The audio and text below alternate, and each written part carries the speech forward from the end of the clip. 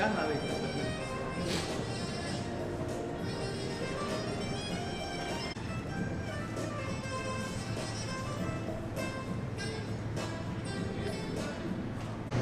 give you the partner answers to give you the partner lunch.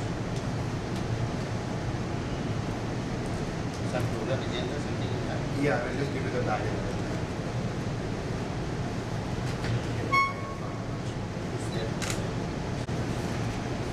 You will just come? Yeah. But then come on. You're not really thinking. You will go come only. You need to work in Ahmedabad.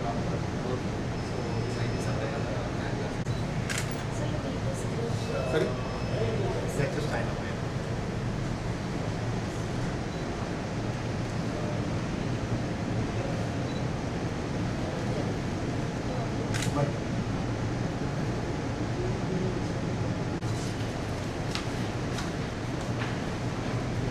I think you're replacing somebody, right? We just check it on that, right? Sign.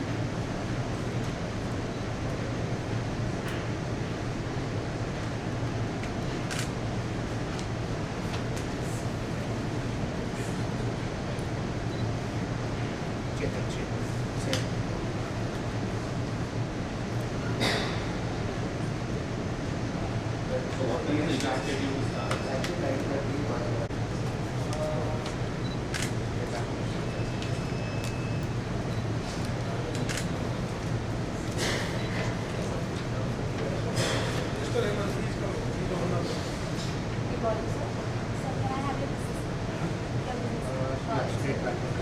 Just give them a partner. Just give them a batch. Yeah. Just give them a batch.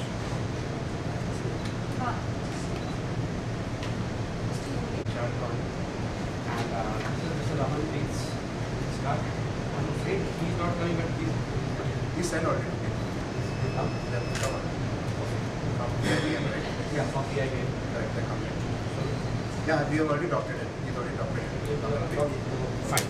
I also am, he's my, I'm a finance person, so I also teach here. That's the association. And another associate of mine is Mr. Dominic Lowe. Yeah, yeah. It's a Ghana. He is one of the yeah. And just one more thing is that I have another meeting at 3:30 at Church Gate. Will you wrap up by 2 o'clock? Yeah, before that. Just before that. Okay, you know, time is of essence for us. Thanks a lot. Thank you. And a very warm welcome to all of you. We're truly honored to have the presence of our esteemed chief guest, Dr. Jayanti S. Ravi, Secretary and Commissioner of Rural Development, Government of Gujarat. A very warm welcome to you, ma'am. And with that, we'd also like to extend a very warm welcome to all our members of the audience to the Economic Times Financial Inclusion Summit 2015. Ladies and gentlemen, my name is Kavya R. Chavali. I would be taking care of the proceedings during the summit. We'd also like to take the opportunity to thank our live webcast partner, 24 Frames Digital, for the live streaming of the summit. And we'd also like to urge our members of the audience to keep the tweets coming using hashtag #ETFinancialInclusion. I repeat, using the hashtag #ETFinancialInclusion. Please keep tweeting all that you hear from our speakers, from our honorable guests as well. Ladies and gentlemen, as it's time to give a head start to this beautiful morning, I'd like to firstly invite the sector head of TCL, BCCL, Ms. Sandhya Dhar, to please come on stage. Let's have a round of applause and please help me welcome Ms. Sandhya Dhar to present the opening address.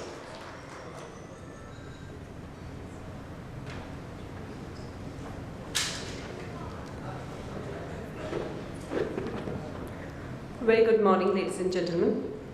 I welcome you all today to Financial Inclusion Summit, an initiative for recognizing and acknowledging the contribution of stakeholders towards this initiative. While the term financial inclusion has gained importance since the early 2000s, it's been a result of findings about financial exclusion and its direct correlation to poverty. The United Nations defines the goals of financial inclusion as follows: access at a reasonable cost for all households to a full range of financial services, sound and safe institutions governed by clear regulation industry performance standards, financial and institutional sustainability to ensure continuity and certainty of investment, and competition to ensure choice and affordability for all. After Government of India announced Pradhan Mantri Jan Dhan Yojana, a national financial inclusion mission which aims to provide bank accounts to unbanked population, it's become very important for both service providers and policymakers to have readily available information outlining gaps in access and interactive tools that help better understand the context at the district level. And in India, RBI has initiated several measures to achieve greater financial inclusion, such as facilitating no-frill accounts and GCCs for small deposits and credit. Some of the other steps are relaxation on know your customer norms, engaging business correspondents, use of technology, simplified branch authorization, and opening of branches in unbanked rural centers. In fact, it's not just the banks who are contributing, but also the insurance companies who are contributing under the Jan Dhan Yojana scheme, which entails a life insurance cover of Rs 30,000 and an accident insurance cover of Rs 1 lakh, and this has benefited lots and lots of people. Government has also set a target of Rs 1.22 lakh crore for loans to be given by banks to promote new entrepreneurs under PMMY, which will seek to fund the unfunded. The government last year launched 3 social security programs with Pradhan Mantri Suraksha Bima Yojana, Pradhan Mantri Jeevan Jyoti Bima Yojana, and Atal Pension Yojana to bring the excluded under the fold of formal financial services. Given this context, we at the Economic Times are pleased to host this initiative on financial inclusion today, and we are also pleased to acknowledge and felicitate various stakeholders for their valuable contribution towards this mission. I welcome you all today and I declare this conference open. Thank you.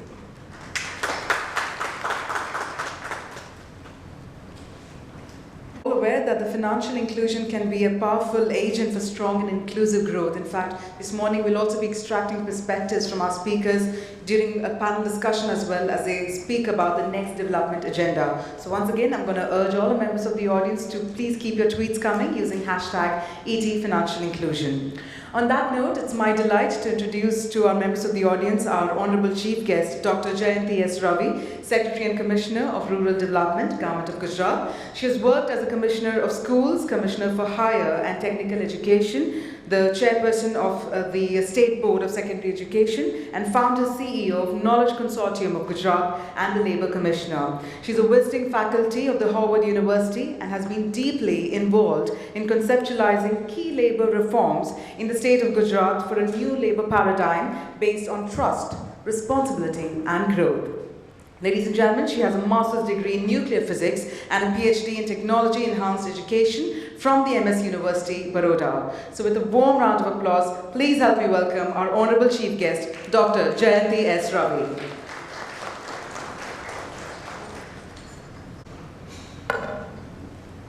Good morning, everybody. I'm indeed very happy to be here with all of you this morning. And I'd like to congratulate the organizers for really thinking of bringing all of us from different areas, different sectors, different stakeholders to actually be here, share some of our thoughts. And if you look at this title, and I think when we look at Financial Inclusion Summit, which is actually written out here, there's something that stands out, isn't it? There's UNS in blue. So financial inclusion, I think the emphasis is on us. The fact that there are many Indias, there are many of us, and how is it that we can all come together? How is it that we can collectively choreograph and be a part of the history that we're all collectively trying to make, right?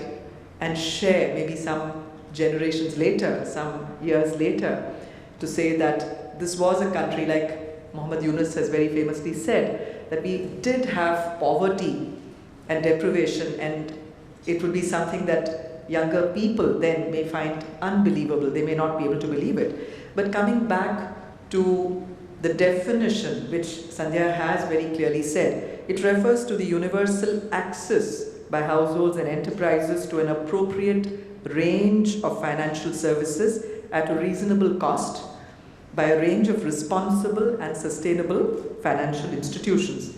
So I think if that is the definition of what we're going to be deliberating on today, and we look at the word US, us, at the core of it, I think a lot of emphasis also ought to be given to the demand side. We often find that all these schemes, all these innovations, interventions that are being thought of, designed and implemented come from the supply side. And here there has been a tendency to carry out what I like to call rice cultivation in a way. And I want to draw a difference here between rice cultivation and rose cultivation. A lot of times there are schemes that are rolled out and there are approaches, the intentions are very good, but we do try to do something for a mass scale without quite customizing, without really looking at the granularity of the people for whom it is actually intended. And something that would be of great help to all of us in actually making this goal a possibility, a certainty that can happen in a very, very defined and tangible period of time is something known as the socio-economic caste census. We've all heard of the bottom of the pyramid. This is a phrase that Professor C.K. Prahalad had so famously in his book, and it became very popular, and he talked about how there's a lot of poverty at the bottom of the pyramid. Now, when you actually look at some of the deprivation data, the socio-economic caste census, which is based on a survey that was actually carried out across the country around the year 2012, because it in many states spanned about 3 full years. So it happened, we can keep 2012 as possibly a median year when all this was happening. But when we actually look at this and talk of covering the uncovered, you find that there's a treasure, a very rich set of data that we get from here. It has actually categorized the people that we have, especially in rural areas and urban areas, but since I am working as the Commissioner and Secretary for Rural Development, I want to share some of my insights from there. You do have a category of people who are automatically excluded from the groups that are deprived. There are sets of people who are automatically included. And then there are also a very interesting, people have been tagged based on the number of deprivations that they have. Those with 1 deprivation, those households with 2 deprivations, and so on till 7 deprivations. And very interestingly, while intuitively we tend to look at poverty being depicted as a pyramid, and the bottom of the pyramid or the base of the pyramid actually showing or representing the poor, when we did some analysis and went into the bottom of the pyramid, those that are the really severely deprived set of households, those who have all the 7 deprivations actually being inflicted on them in a way, or those that suffer from all the 7 deprivations, we found an interesting picture emerge. It's actually an inverted pyramid. So the bottom of a pyramid is an inverted pyramid, and therefore, if instead of doing this general rice cultivation, if we were to actually go and pick up something like cherry picking, if these households which have been mapped, we exactly know which are the gram panchayats, which are the villages, which are the specific households which suffer from these deprivations, D1 to D7. D1 means exactly 1 deprivation, but the worst, as I said, those that are the worst, I would use the word, those that bear the brunt of it are those with exactly 7 deprivations, all the deprivations. So it's actually an inverted pyramid. So we could start with the D7, the most deprived, those that really need to be brought into the gamut or into the financial inclusion space. and then if we were to move upwards up till D4, D5, D6 and D7, I think we would be able to address this problem in a very, very substantial manner. And how do we go about this? Who are these? Where are these? I think we did have an idea. Now, having done that, we all operate with choices, don't we? I mean, whether it's a matter of choosing what to have to eat, maybe what is the beverage we want to have, or the clothes that we want to have. We work in a paradigm of abundance, a paradigm of choices. And similarly, if we can take this dialogue, this discourse, to the place where the tire touches the ground, the last mile, or as we often call it, the first mile, and actually have a process of widely disseminating, creating an awareness, bringing about a great deal of information, also social behavior change processes to fortify people with all this information and help them then make choices, but with a focus. So it would be more like actually drip irrigation rather than just throwing water and letting it go wherever, letting it go the drain. But if we could actually go to these households, engage with them and have an exercise, something like an intensive participatory planning exercise, which is currently being undertaken incidentally by the Ministry of Rural Development as well. But if it could be done in letter and spirit at every touch point at the rural level, we can actually have some insights into what is it that these people need, what are their actual problems, how can we make the us in the financial inclusion, which includes not just people like us, but all of us, all of those who are citizens of this country, come into the gamut of financial inclusion. Here, we also can take help of the legitimately elected local self-government institution heads, the sarpanchas or the pradhans as they are called. And here, if there is a way of actually involving them as well, the elected representatives, including the women representatives, because gender, again, is a very important factor. You find that when you talk of financial inclusion, us has several dimensions. It's not just about, for example, this room as well. One doesn't see too many women here. I don't know if this is, maybe some of us are in some way compensating for the absence of many more. But at the village level, the situation is not very different either. You find that in most of the decision-making places, fora, it's mainly dominated by men. And it's not about an aggressive way of completely turning the tables, but then I think if we can have a more equitable system of involving them in decision-making too, it would bring about, I think, a big qualitative and a quantitative change. And this is, again, leads me to another point. When we often look at a lot of these schemes, if we were to even look at some of the immediate schemes, like we have the Pradhan Mantri, Jan Dhan Yojana, etc., which are all, I think, the right first steps to ensure that we move towards a paradigm of proper financial inclusion, you find that while quantity is certainly of essence, because when you talk of financial inclusion, it's about covering the uncovered, you really have to make sure there's progress and leaps and bounds to cover the uncovered, and therefore there is an issue of numbers, quantity, massification. And often this is perceived to be, and actually often turns out to be orthogonal to the dimension of quality, because quantity and quality often don't quite go hand in hand. But that is where an approach like this, where if we can actually leverage on some of these very, very interesting treasure troves of data like the socio-economic caste census, where we can cherry pick and ensure that those that are most malnourished, so to say, terribly deprived, if those families deprived from the economic point of view, who are not financially in the mainstream at all, if they can be picked up and fortified, it would make a world of difference. And having looked at many villages across Gujarat and even other states of India, the other point that also comes to my mind is, this is again the scenario that we see out there is not a very homogeneous scenario. It's not as if every village is identical, the problems are similar. There's a great deal of diversity. There's a great deal of heterogeneity, both in terms of the issues, concerns, problems, contexts, and also in terms of leadership quotients. You do find some of these villages where the elected heads of the village are able to take initiative, they have a lot of ideas, and they have actually demonstrated it. And on the other hand, there are those that are still struggling with basic issues.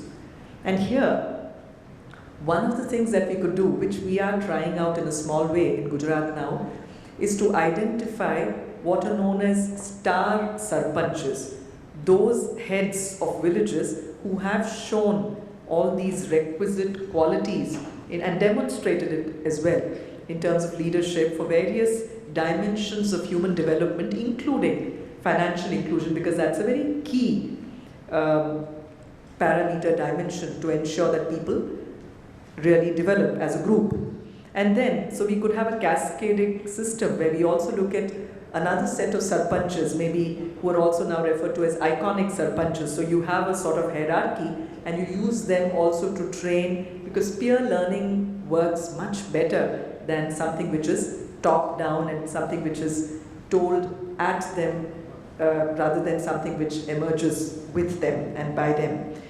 So it's important that we involve the participation of the local stakeholders there, these households with all these deprivations, if we were to attack the most vulnerable, the most needy to begin with. But this does not mean for a minute that we leave out the rest. It would certainly be, I think it should be an approach where we keep all these options available for everybody, but then a special focused attention could be made for these categories. And here, another very important tool, and the tool itself could also yield some wonderful results, is this whole movement of self-help groups. Microfinance, as we say, through the institution of women self-help groups. This is something that has taken off very well in most states of the country, in many parts of the country. And of course, it involves a lot of investment in terms of time, training, giving them exposure visits and so on. But we've seen miracles happening where women as a group have actually come together and been able to take decisions and start rolling out various things. So this again, I think, would play a very important role if we can get the microfinance through self-help groups, if we can do that. And here, there are several related issues as well. When we look at financial inclusion, there are several other aspects also that come in. It's not just about the ability to soak up all of this. You need better health, you need education, you need all those basics as well, which is what then keeps them in a position. It sort of gives them the ability to be able to absorb all of this. And therefore, to ensure the self-help groups could play a very important role in ensuring this kind of a holistic development of the village. And if we could have financial inclusion, this is something that we started working in Gujarat when I was in the education department, actually incorporate financial inclusion in the curriculum at all levels. Just as we have these are all basic life skills, I would say. If we can, just as we have things on hygiene, health, civics, civic sense, so on. So why not financial inclusion? If that can be made a part of because that's a very relevant set of competencies, skills, knowledge that any young person passing out of schools, colleges in rural areas ought to have. And here again, another thought that comes to my mind when we talk of all of this is, just as we talk of ease of doing business, I'm very happy to share with you that very recently in the ease of doing business rating that was done for different states of India, Gujarat got the first position. So just as you talk of the ease of doing business, which is absolutely important, I'm not for a minute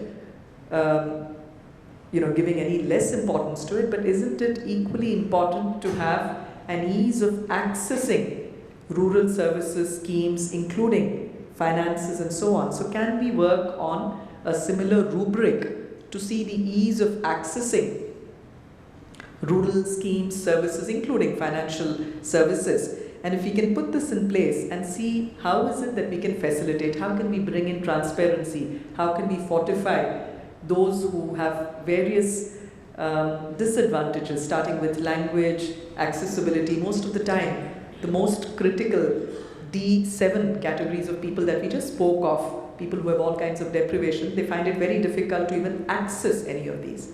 So these are some of the thoughts that came to my mind. And when we also refer to financial inclusion, another important dimension of this whole thing would also be to have some kind of a rubric which allows us to audit, assess and do an accreditation of the situation as it is found at every village. So can we have a AAA kind of mechanism to be able to access all these services that we're talking of? And here again, choices are of essence.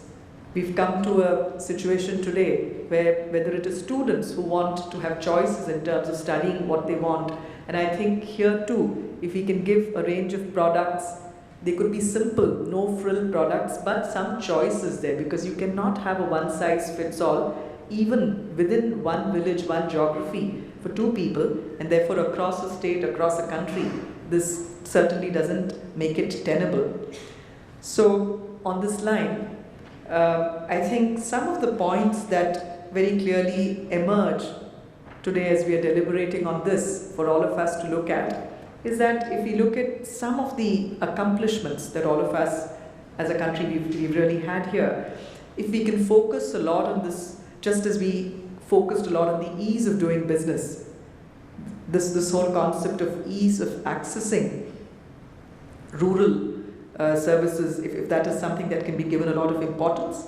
And similarly, if we can fortify people with more and more choices, because I think it is these choices of various financial products, services that will make it better. It could be no frills choices, but nevertheless choices for people to choose from. We must respect it. And on that note, I also want to share that Gujarat has done reasonably well in many of these schemes, including the Mudra, in terms of both disbursement, sanction. I have numbers here. I don't want to frighten you or scare you with suffocating details of too many numbers.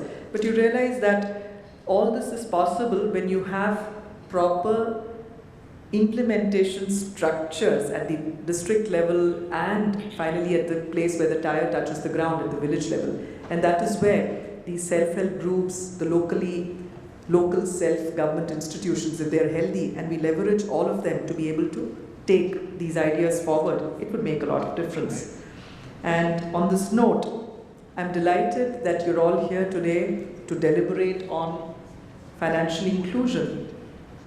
And I do hope that we carry with us a lot of these insights, ideas, and more than just at the plane of the intellectual plane of discussing, trying to debate on various possibilities.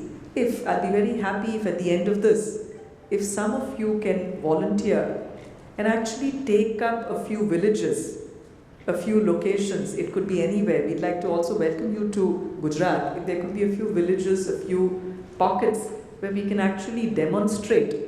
And if we just started with the socio-economic caste census that I just spoke about, and if we could take up all these deprivations, and can we work on ensuring that none of these deprivations actually it's like no child left behind. Can we work on it since all the mapping is done? Till now, we've often looked at some of these problems in a very nebulous way. There was no clarity as to where exactly. We couldn't pinpoint it with a cross mark and say that this is the family, this is the household where there is a problem. So things were rather diffused. You knew that there was poverty, you knew there were problems, it was multidimensional, but it was a more diffused kind of thing which had not been mapped with the kind of precision that we now have. So now that we have it, is there a way of having a concerted way? And the smallest unit here would be a Gram Panchayat. And if you look at a city, urban area, it could be a ward. And if we disaggregate the problem looks a little daunting if you look at it in its totality. But it's like the small story. If you were to really cut it up, I'm sure a lot of us are vegetarians here, and I'm not really for eating an elephant, but there is an African proverb that you cannot probably have all of it at one go, but if you can actually break up the problem into smaller bits, geographical pieces, analyze it, if you really know which are the most vulnerable, those with all these problems, the disparities, and if we can start addressing them, I'm sure the contextual situation is very different. So you cannot have the same solution in village A, which would be valid for a village B right there in the same district, same tehsil. Forget the same solution across the country. But having said that, what is really needed is a multidisciplinary team which has stakeholders from the banks, it has stakeholders from the government, educational institutions coming together, and if we can put together a simple plan for a few of these villages, maybe on a pilot basis, and see how is it that we can work towards ensuring that everybody, there's no one left behind in those categories, as we just mentioned, under the different disparities that we see. So on that note, I'm extremely happy that you're all here to deliberate on something as important as this today morning. I'm looking forward also to getting a lot of insights from all of you. We'd like to welcome all of you to join, because this is, we can kiss the idea goodbye that any of these problems that our country faces are problems that can be solved individually by stakeholders from any one segment. It certainly requires all of us to collectively put our heads together, think through, and the diversity that our country offers also gets reflected in the challenges and the problems that our country offers. And we could also say that of the opportunities, the possibilities that the country offers. So is there a way that we can, the deliberations today, I think, are absolutely welcome. I'm delighted that the Economic Times has actually put together this forum today and in a way kickstart this deliberation process. But I think it's imperative that from the plane of ideation and thinking, instead of just stopping it there, even if a few small acts on the ground could emerge from all the deliberations that we have here today, it would be personally a very, very satisfying experience. And I'd like to welcome those of you who are interested to our state as well. You could, as a part of a collective effort, maybe a portion of your CSR as well, a portion of your own commitment to working at the village level, if you could take up a few villages and see how we can actually, in a very systematic, sensitive manner, plan and ensure that all these people with deprivation are actually pulled up with a basket of choices. We must respect human choices and fortify people, because I think people know what is right for them if they're given the right inputs and education. On that note, I'd like to once again thank the organizers for giving me this opportunity. Namaste. Whether it is students who want to have choices in terms of studying what they want, and I think here too, if we can give a range of products, they could be simple, no-frill products, but some choices there, because you cannot have a one-size-fits-all, even within one village, one geography, for two people, and therefore across a state, across a country, this certainly doesn't make it tenable. So on this line, I think some of the points that very clearly emerge today as we are deliberating on this for all of us to look at is that if we look at some of the accomplishments that all of us as a country we've really had here, if we can focus a lot on this, just as we focused a lot on the ease of doing business, this whole concept of ease of accessing rural services, if that is something that can be given a lot of importance. And similarly, if we can fortify people with more and more choices, because I think it is these choices of various financial products, services that will make it better. It could be no frills choices, but nevertheless choices for people to choose from. We must respect it. And on that note, I also want to share that Gujarat has done reasonably well in many of these schemes, including the Mudra, in terms of both disbursement, sanction. I have numbers here. I don't want to frighten you or scare you with suffocating details of too many numbers. But you realize that all this is possible when you have proper implementation structures at the district level and finally at the place where the tire touches the ground at the village level. And that is where these self-help groups, the local self-government institutions, if they are healthy and we leverage all of them to be able to take these ideas forward, it would make a lot of difference. And on this note, I'm delighted that you're all here today to deliberate on financial inclusion. And I do hope that we carry with us a lot of these insights, ideas, and more than just at the plane of the intellectual plane of discussing, trying to debate on various possibilities. I'll be very happy if at the end of this, if some of you can volunteer and actually take up a few villages, a few locations, it could be anywhere. We'd like to also welcome you to Gujarat. If there could be a few villages, a few pockets where we can actually demonstrate. And if we just started with the socio-economic caste census that I just spoke about, and if we could take up all these deprivations, and can we work on ensuring that none of these deprivations actually are, it's like no child left behind. Can we work on it since all the mapping is done? Till now, we've often looked at some of these problems in a very nebulous way.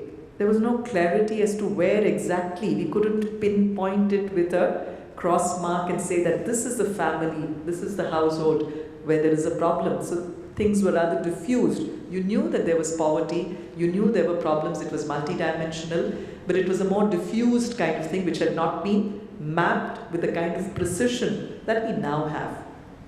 So now that we have it, is there a way of having a concerted way? And the smallest unit here would be a Gram Panchayat. And if you look at a city, urban area, it could be a ward. And if we disaggregate the problem looks a little daunting if you look at it in its totality.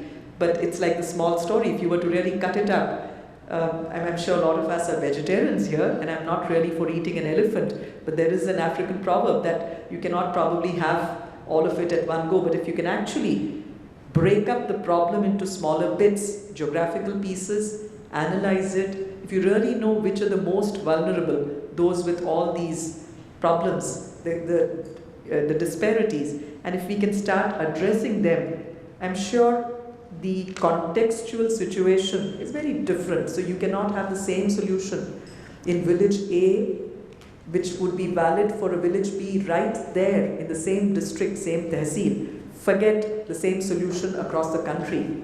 But having said that, what is really needed is a multidisciplinary team which has stakeholders from the banks, it has stakeholders from the government, educational institutions coming together, and if we can put together a simple plan for a few of these villages, maybe on a pilot basis, and see how is it that we can work towards ensuring that everybody, there's no one left behind in those categories, as we just mentioned, under the different disparities that we see. So on that note, I'm extremely happy that you're all here to deliberate on something as important as this today morning.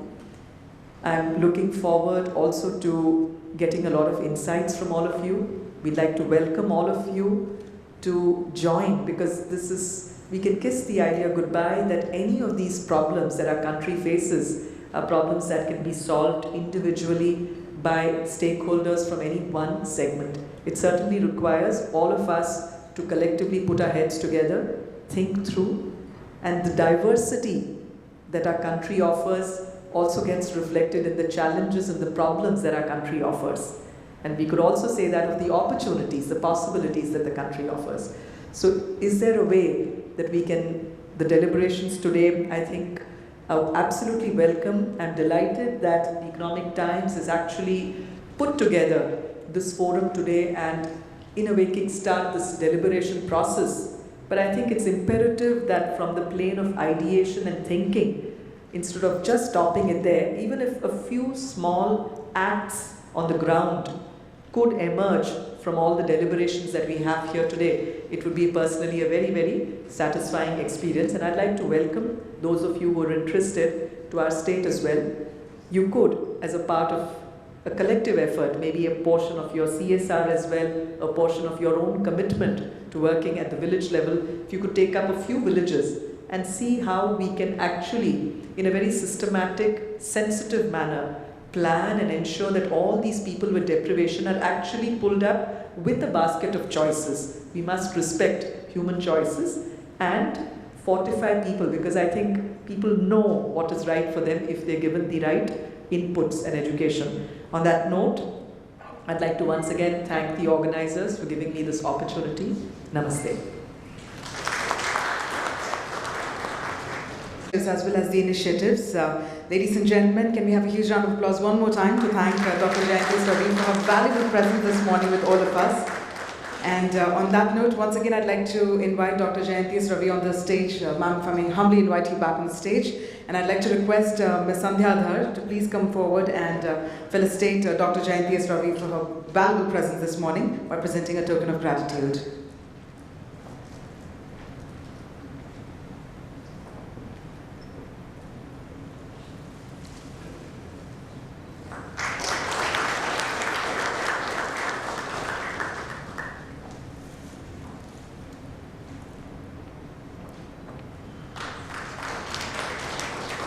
I'm going to be further requesting Dr. Jayanti S. Ravi to also remain on the stage, as it's also time to unveil the coffee table book. Ma'am, if I may please request you to remain on the stage. I'd also like to inform and share a little information about the coffee table book before we actually proceed towards the unveiling of it. As we all know that the merits of financial inclusion are strongly rooted in empowering this unbanked population. In fact, when it comes to the government, they have also been instrumental in making it a key pillar of India's progress agenda. In fact, important strides were also made in extending financial services across the country through the initiative of the Pradhan Mantri Jan Dhan Yojana, making it possible to bank its huge unbanked population. So today, the Economic Times Financial Inclusion Coffee Table book is an effort to showcase the achievements of some of the valuable contributors who were instrumental in taking us a step closer to making the dream of 100% financially inclusive nation. So this is the opportunity that we've been looking forward to. I'd also like to request Mr. Dharmesh Kapoor to please join on the stage, to please join our dignitaries on the stage. And let's take this opportunity to unveil the Economic Times Financial Inclusion Coffee Table book.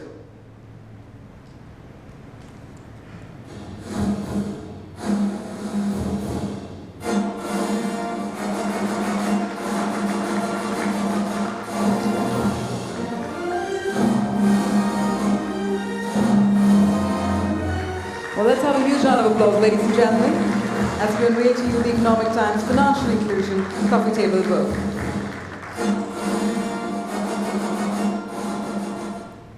On that note, I'm going to request our dignitaries again to remain on the stage. I'm sure this is like a repeat request coming, but this is the opportunity we're going to take, ma'am, to in fact felicitate all those institutions that have been in fact giving us a valuable contribution in terms of making India more financially inclusive. So I'm going to request our Honorable Chief Guest to please do the honors of felicitating these institutions.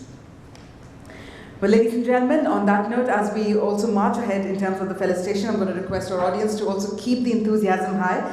And firstly, let's hear it, ladies and gentlemen. Our first valuable contributor, we're all set to felicitate the Bank of Maharashtra. Let's have a huge round of applause. I'd like to invite Mr. Arkatkar Bikaji, who's the Deputy General Manager, to please come on stage to receive the felicitation on behalf of Bank of Maharashtra. Ladies and gentlemen, the bank has pioneered in taking the banking to doorsteps of remote villages in real sense. As an innovation under the Financial Inclusion Plan, the bank has embarked Mahabank Gram Seva Kendras to a lot of remote villages.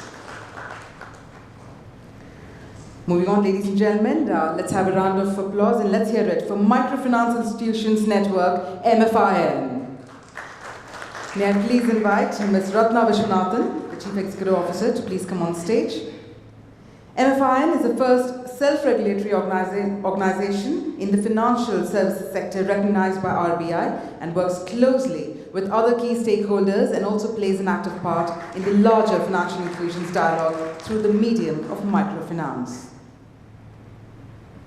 Well, this is a felicitation for our valuable contribution to financial inclusion. So moving on, let's hear it, ladies and gentlemen, for Senrisa Technologies Private Limited. May I please invite Mr. Kumar Saha, Managing Director and CEO, to please come on stage. Ladies and gentlemen, end-to-end financial inclusion gateway from Senrisa Technologies deliver banking services at an affordable cost to the vast sections of unbanked and underbanked population.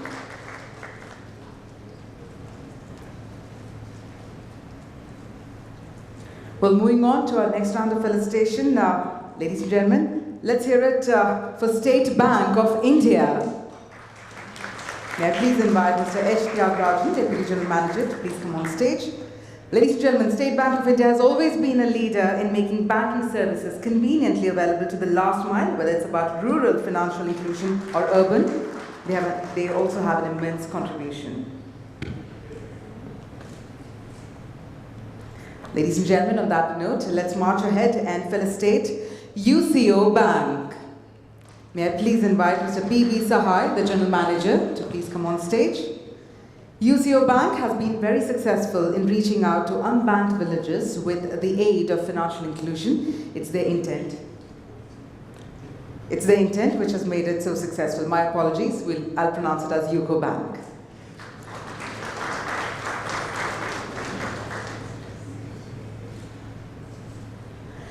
Congratulations to UCO Bank. Ladies and gentlemen, let's march ahead and now let's hear it for Union Bank of India. May I please invite Mr. P.C. Panigra, the General Manager of Financial Inclusion with Union Bank of India, to please come on stage. Union Bank of India, one of the few banks where the financial inclusion plan has been integrated with the normal business plan of the bank for the past 5 to 6 years.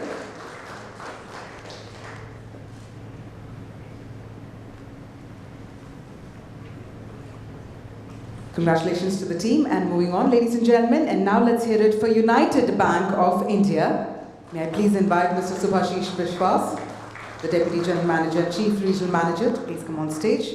Under its 100% financial inclusion initiative, United Bank of India has been offering convenient option to the unbanked as well as the weaker sections of the society.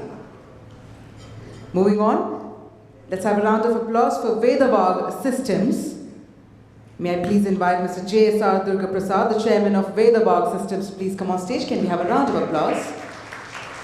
In fact, through its citizen services centers to reach out to people as well as other initiatives, they have been instrumental and effective in their contribution towards financial inclusion.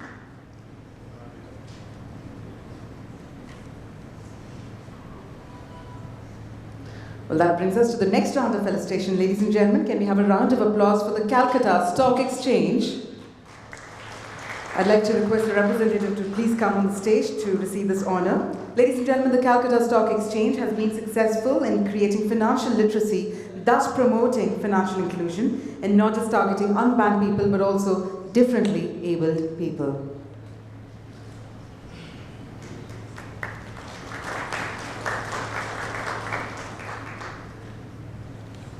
Well, it's time for the final round of felicitation, ladies and gentlemen. So can we have a round of applause for Innovity Payment Solutions Private Limited. May I please invite Mr. Bhupendra Rajput to please come on stage.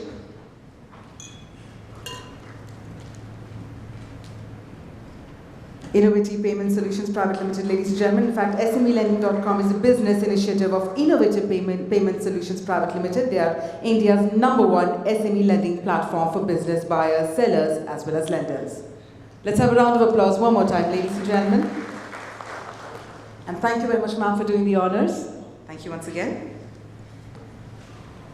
Well, it's wonderful to see that we're in the midst of such fabulous patrons and members of the industry, and that means can we have one more time a round of cheer to actually thank and celebrate all those who have valuably contributed towards the financial inclusion. Can we keep that round of applause really loud, ladies and gentlemen?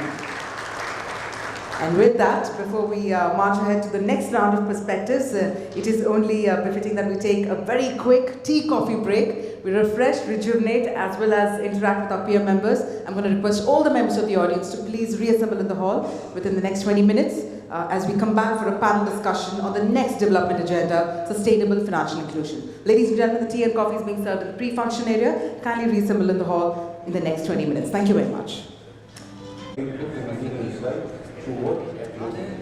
So it recently realized only technology can ever achieve the confidence. I don't see a lot of people moving towards Mr. Gupta has spoken to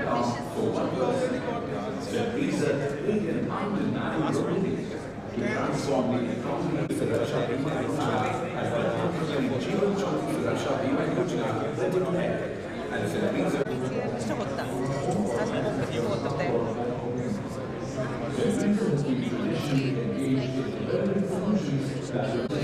How the session is, I just quickly sort of pick up on.